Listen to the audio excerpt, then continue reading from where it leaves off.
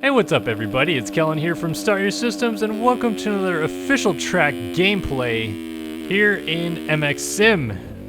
It is the 2019 Minneapolis Supercross in-game, and we're gonna have a little bit of fun this week because it's the first round of East. Can you bloody believe it? I can't believe we're already 6 rounds into Supercross. Where has the time gone? I can't even fathom how quickly the time has passed.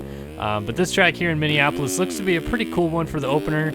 I feel like it's rather standard football stadium type track, like 3 rhythm lanes, 1 whoop section, let me think, 1 Supercross triple, I guess, so that's kind of weird. Pretty standard finish line jump, using the start straight a lot, back and forth across it once, and then all the way down to the other end of it here for the finish line. Kind of a little similar layout to Atlanta 2017, I believe it was, like in terms of like actual floor space being used, but still a pretty cool layout. I feel like it'll be relatively challenging, a good one for the East Series to start on in the 250 East class, which I'll touch on in a moment. But real quickly before I get there, because most of this video I'll talk about the 250 East Series, of course, just want to kind of reiterate what's going on with the lime situation. From San Diego, chemical burns from the lime being used in the track. Talked about it a lot in my Monster Energy Supercross 2 video that I put out on a Wednesday, but a lot of guys still struggling with the chemical burns. Some guys not going to be able to make it out to the East Coast for the opener. Austin Politelli was not racing 250 East, but 450 class Politelli not going to be there this weekend because he has some gashes from his chemical burns, and then his motorcycle was too damaged to make it out here and try to race. So kind of a bummer that we're seeing some of these privateer guys have to go through that with the burns, and not a good deal whatsoever. I know that Feld guys were reaching out to some of the privateers. We haven't really been able to confirm or hear, I guess, if all the privateers have been reached out to. I don't think that they have, or if all the teams or anything have been reached out to. They're essentially offering $5 grand as like a compensation for the damages and the medical bills and all that. But a lot of riders have declined to accept, because pretty much if they take that $5 grand, a lot of the assumption is that they'll just absolve them the ability to still try to get more money out of Feld for this. And, you know, in the case of like a lawsuit, essentially they would have already taken like a bribe to stay quiet. So some of them not taking the money, which tends to kind of have me believe that there's legal action going on behind the scenes. Obviously some guys aren't taking the money because they feel that there's more damage done to their motorcycles and their bodies, that they need more compensation, so they could just be holding out as well. But it really does sound like there's some legal stuff going on behind the scenes, just from hearing that lawyers are reaching out to riders to, you know, discuss how much damage has been done, how much they're going to have to get done to fix the motorcycles, and obviously medical bills. Some guys, including I believe it was RJ Wageman and then AJ Catanzaro, both had to go to the hospital to get their eyes tested, with Catanzaro saying his pH levels in his eyes were more than double, and that the doctor said is glad they came in because some of the lime that was still in his eyes were actually doing damage days later afterwards. So yeah, this is going to be an ongoing story. I'm sure we'll touch on it more as we hear more maybe about the potential legal proceedings that happen or what have you, but it pretty much does sound like there's no like riders union banding together to skip the race this weekend or anything like that. So we're still going racing in Minneapolis, just some guys not able to make the trip out, not only for the lime but financial reasons. I mean, the privateers, it's tough to haul all the way out to Minneapolis in like freezing weather and still make the race, so it makes sense why some of them aren't out here. But yeah, tough ordeal. Guess we're kind of looking forward to seeing what happens when the series goes east in the 450 class. I'm not going to speculate too much on what's going to happen. My pick for this weekend to win is Eli Tomac, because he's won twice in Minneapolis before, and I think he's kind of got the ball rolling now, and I think he's going to want to try to win a dry race, essentially, to show that he's for real. So I believe Tomac's going to win this weekend in the 450 class. But I really, like I said, wanted to spend most of this video talking about the 250 class because this is really essentially our 250 East preview right now. Did a little one before Anaheim for the West class, so wanted to follow up and do one for the East class. And this is actually going to be a pretty cool series. I feel like this is a pretty good stacked class. I felt like maybe we were lacking some star power, but after going through the list and kind of looking at it, it feels pretty good. One big thing to note is Hunter Lawrence, the Australian rider that had been racing the GPs for the last few seasons, signed a huge deal with Geico Honda after the donations in 2017. He's going to be here for the next 3 years at least for Geico Honda. Not going to be here making his debut this weekend. Injured himself in a practice crash last week, I believe, and says that he's going to be out at least for the next month or so, trying to get back and make at least some of the rounds before they go outdoors. But honestly, if I'm Geico Honda, you have Sexton, you have Craig, and Lawrence, who is a dynamite outdoor rider. I would just say, look, we tried the Supercross thing. It seems like it's not working. He keeps crashing and getting hurt. Maybe just sit this Supercross season out now that he's going to miss so much and go into outdoors 100% prepared, because, bold statement here, but Hunter Lawrence is capable of a guy that can definitely challenge for the title and maybe even win the outdoor title if he goes in 100% prepared. So I would tell them to sit out the rest of the Supercross season if I was them, but easier said than done, I guess. So no Lawrence. That now shifts the attention to maybe the other, kind of big storyline debutant this weekend. That's Thomas Covington, the American rider who's been racing the GPs for the last 4 years. I think his first year was 2015 on the Factory Cowie team over there. So he's been racing for the last 4 years over there. Won a few GPs in his time. Was really, really a good rider, but the age rule kicked him out. 23 or under only in the GP's 250 class. So here he is, racing for Rockstar Energy Husqvarna over here. I think he's on a 2-year deal, but it is going to be his debut Supercross this weekend, and I'm actually expecting some good things out of Covington. We don't really know where he'll stack up, being, a GP guy, but he had when he still rode for Team Green and raced the Monster Cup back in the day in the amateur All-Stars class. Does have a little Supercross experience prior to this under his belt. Very, very limited sample size, but at least it's better than nothing. Great starter, good style. I really do think that he's going to do some good things. I don't have him winning a race this year, but I do definitely believe he can be a podium threat.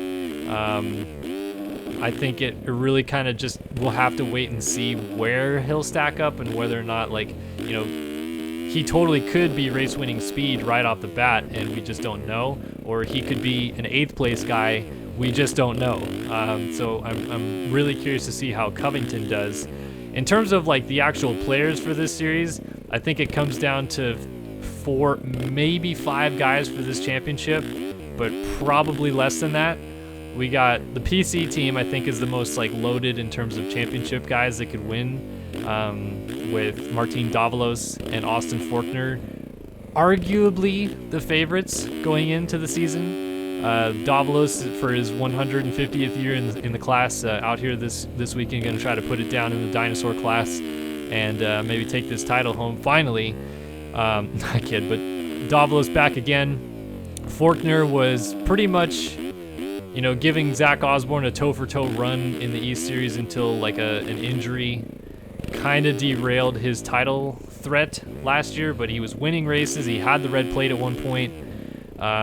To fully expect Faulkner to be right in the thick of this title hunt again and without issue, honestly. I don't think that he's going to have I think Faulkner's going to win the opener, in my honest opinion. I think he's going to win this weekend in Minneapolis.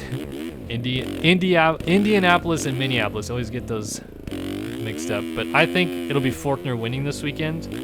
And he definitely has the potential to maybe make this thing a snoozer with, his experience in the class now, race wins last year, championship threat, and now coming in with the experience. And I don't know, man, this could be just a Faulkner walkthrough. But, the competition is pretty thick. Davalos definitely is no slouch. He's won races before. He's been in the title hunt before. He could do this. Marty could do it, but we don't know. exactly where Marty's going to stack up until the gate drops, and really whether or not he's going to make it the full series, which has always been kind of his problem. But PC Cowie definitely stacked with those two guys. I think the next most stacked team would be the Geico Honda team of Christian Craig and Chase Sexton, both of which I would put at least on the borderline for title contender, maybe 4th and 5th in terms of my order of where I would put them, but right there in terms of race winning speed. Craig has 1 win to his credit. Sexton has no wins, but you could argue that Sexton may have the better shot at being a title threat. Both of them really good riders. Craig probably would have been more comfortable out west, but obviously an injury hindered that, and that's maybe his biggest problem, is that he has limited time on the bike coming into this weekend. I think he's going to kind of struggle at this round, but Craig is also really, really good at just being a naturally talented rider, and even an injury and coming in with limited time on the bike, he could totally finesse his way up to an easy top 5 this weekend, and I would not be shocked. But I think his fitness is going to be down a little bit, and that's going to hurt him, and I would probably put him like an 8th or 9th place guy this weekend, if I'm honest, which makes me believe that Sexton's going to be the guy for Geico, because I think he'll come out swinging.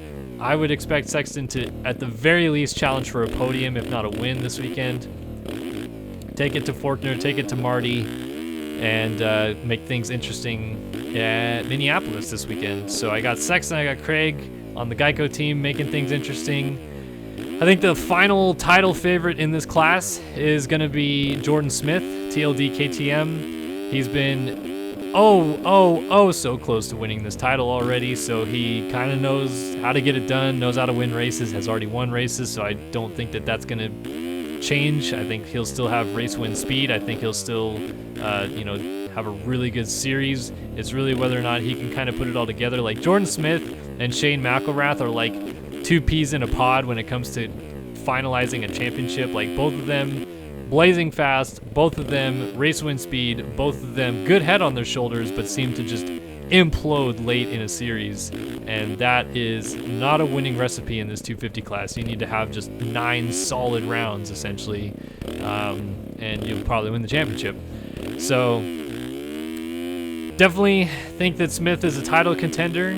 I don't know if I see him getting it done, but he'll be there. I think that he's going to make things interesting for sure.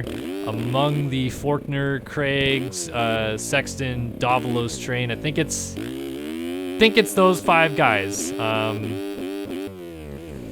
have a tough time believing somebody else is going to steal a win. Amart, JGR Suzuki, just don't see it getting it done. Amart's never won a Supercross before. Now that he's on a bike that is arguably underpowered, I don't see it happening now, but he'll still have a good season. I just don't know if he'll win. Obviously, we have to see where Covington stacks up in that group, and whether or not he'll be able to do well. Kyle Peters, also on JGR Suzuki, might be, a somewhat threat this weekend, but I don't know about like race win threat going on. Like he's only ever podiumed a couple times in his career, so I don't necessarily expect a ton from Peters. And then we have kind of our tried and true rookies, really, in terms of like just coming out of Loretta Lynn's to race here in Minneapolis, essentially, and that's Mitchell Falk and Jordan Bailey. Jordan Bailey, Rockstar Husqvarna, Mitchell Falk, TLD KTM. Both making their Supercross debuts this weekend. Bailey had more experience. He got more time outdoors, so he's going to be number 52. Rocking it. I like it. Jordan Bailey, go for it. And Falk is just like full-blown debut, basically. I believe he raced a couple of the last outdoors, but he had, I think, an injury one round that kept him out, and then he also completely missed the final round at Indiana because of the way that the rain fell and all the privateers got in that round. And a lot of factory guys missed out. So Falk, number 123 on the TLD KTM, probably should be like number 80 something if he had made those couple of rounds. But yeah, tough deal for Falk that the series ended that way for him outdoors after he moved up after Loretta's. But I think he's going to come in strong. I think he's going to be hovering around the top 10. I would put Jordan Bailey probably in the same spot. Being on a factory team definitely helps because they get a lot more testing and things like that dialed in, as opposed to the true privateers coming out here, or maybe the guys that aren't on like the full factory equipment per se. But, I don't necessarily think any of them are going to be like, oh my God, Jordan Bailey suddenly is like a third place guy. I wouldn't really say that. I think that they're both going to kind of be right around that 10 spot, maybe a little better, maybe a little worse. But we'll have to see. Again, no real data to go for backing, whether or not they're going to be great or bad, because we've never seen them race Supercross. That's the benefits of them being rookies, is that they have no slate to go off of. But we'll see. Again, around 10th place for them. Then go down a little bit further down the list. Oh, I didn't also mention, I don't know how I completely missed the Star Racing Yamaha team of Justin Cooper and Mitchell Oldenburg. I think Cooper is for sure going to be the guy that's like in the mix more often than Oldenburg. Oldenburg is stupendously fast, but hits the ground a lot. Justin Cooper is stupendly fast, but very inconsistent. He's only ever raced basically one Supercross race in his career, and it was Anaheim 1 last year. Then missed the round at Houston because he injured himself in practice, and then we never saw him again till the outdoors, which he was really fast in the outdoors. But I need a bigger sample size from Cooper before I just throw caution to the wind and say this kid is going to be a title threat. I think he's a race win threat for sure, because we saw the speed he has outdoors. Like, I think that Justin Cooper isn't going anywhere. He's definitely showing up indoors. But title threat, I don't know. I think he could win one week and finish 12th the next week, and it would be like, yeah, that sounds about right. So we'll keep an eye on Cooper. He'll definitely be fast. Definitely someone to keep an eye on for sure.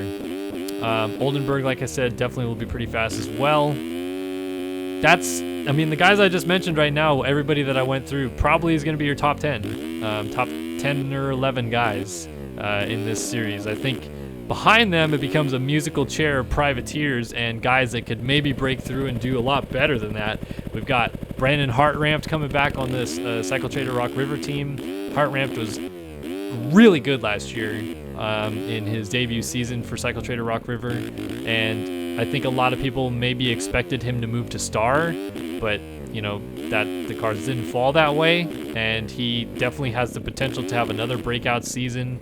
He obviously had some issues at the opener with cutting the track and getting docked a bunch of positions, but after that he kind of settled into a good groove. A couple of nice top 10 rides. I think he ended up 6th was his best finish at one round. So I think Hartrampt is going to be kind of the guy that like breaks through the mold into the factory teams, quote unquote. Cycle Trader Rock River is a great program, but they don't have full factory support. And I think Hartramp's going to be the leading guy that is not on a full factory ride, breaking through and challenging, getting inside of the top 10 week after week, and finishing, maybe closer to the top 5. Maybe he gets a couple top 5s this year. Kind of depends on where his speed is at overall. I've been, listening to the Pulp Show a crap ton, and they say that Jacob Hayes and Hartrampt are similar in speed. So Jacob Hayes obviously had, like a pretty great West Coast series and was looking strong, and I think he finished, his best ride was a 5th. So, just slot Hartrampt over to the east. Maybe he gets a 5th as well. Behind Hartrampt, there's loads of guys that could do good or bad things, and it really just depends on what they do, I guess. Marshall Welton making his Supercross, well, he's raced Supercross races before, but I would really classify this as his debut, like a true debut. He went over and he raced GPs for, what was that team's, like D&H Racing Kawasaki, and did pretty well. He got quite a few top 10s in the GPs. And I think he probably would have liked to stay there. I think he had a deal to race EMX 250s this year, and then that fell through after Luongo changed the rules again. So there's an age limit in the EMX 250 class. So now he ends up back over here. I think he's kind of full-blown privateering it on a Yamaha, if I remember correctly. So maybe not fully ready to go this weekend, but Welton is someone to keep an eye on. Lorenzo Lecurcio, pretty good last year, probably going to be pretty good again this year. I feel like him and Ramler Alves are like two peas in a pod, kind of. Like, both guys are from Venezuela, I believe, and they are both really fast sometimes, and they both hit the ground really hard sometimes. So they kind of are just like, what are you gonna get? It's kind of like stick your hand in a box. You're gonna pull something out, and it's either gonna be a great result or a yard sale with them. I'm sorry, I really like both of them. They're both really cool guys, but it's just the truth. They crash a lot. So him and Alves both are gonna be racing Rambler Alves as well. Gonna keep an eye on those two guys. Josh Osby. I think that Osby is looking to put the stigma behind him after he semi-caused that gigantic first turn crash at the opener last year. I think he wants to come out and do something decent this weekend, so he's no longer that guy, and starts off the season on a right foot. Maybe a top 10 would be a really good ride for him. He's riding for that Renegade Racing Club MX Traders Racing team, which I think is now called CTR Racing. So it's got a good program behind him, definitely has some stuff and some help from a good group of guys there, so I could see him doing some good things. Again, with these guys though, it's kind of like I said, it's musical chairs from week to week. It's like some of those guys are going to break through and finish top 10 this year, and some of these guys are not going to finish top 10 this year, so it really just depends. Like, how are they feeling that week? How is their setup? Did they have a good practice? Did they have a good test week? You know, all these things combined together, top 10, sure. But they could finish 18th, and you would be like, okay, yeah, I could see that one as well. You know, same thing goes for like Joey Crown, a couple other guys mixed in. Trying to think. I'm actually looking at the list below me here. John Short, Josh Cartwright, already mentioned Rambler Alves. All those guys, like anybody could get in the mix and make things interesting. Quick shout out to Josh Cartwright, by the way, who is a fan of SYS, and I know he watches some of the videos, so if you watch this one, what's up, Josh? How you doing? Have a good weekend. Yeah, hope these guys all kind of have good, strong showings. Like, you never want to see anybody have a bad weekend, but unfortunately, with how many guys I just mentioned, somebody's gonna go home unhappy. There's a myriad of guys I didn't mention that are like borderline main event guys, in my opinion, that could also have good weekends if they make it in and just have a smooth weekend. So, yeah, lots of things to talk about with this East Series. I mean, there's a lot of interesting storylines to follow, lots of guys making their debuts. I would have loved to see Hunter Lawrence make his debut the same time as Covington, to be honest, and see how they both fared after being GP guys for as long as they have been, and see, you know, who's the better rider in Supercross, like who makes the debut, the switch over essentially the easiest. Obviously now it's clearly going to be Covington because Lawrence is out, but it'd been cool to see them both race this weekend. Yeah, I'd love to hear you guys' thoughts and opinions though. Who do you think is going to win the East? What do you think is going to be the top 5 this weekend? Who's going to win the opener?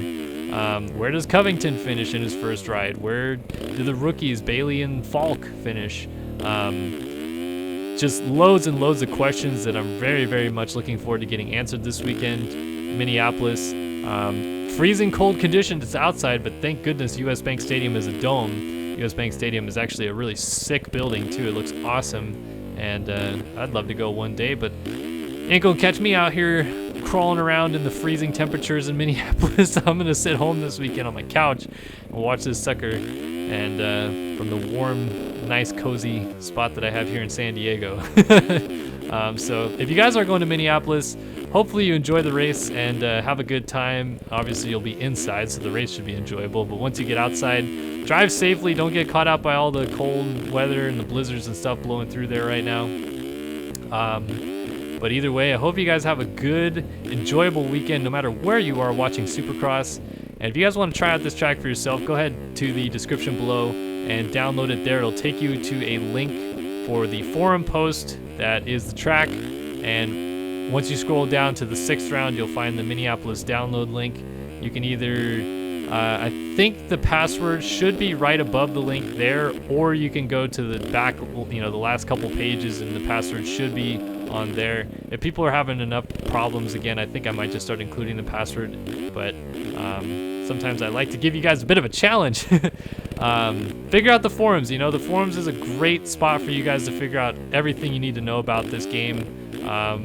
Sometimes people are a little too brash and don't help you out, which is why you can always ask questions on here and I'll try to get answered. You know, figure out the forums, great information base about this game as a whole. And like I said, you can try out this track as well. So hope you guys enjoyed the video.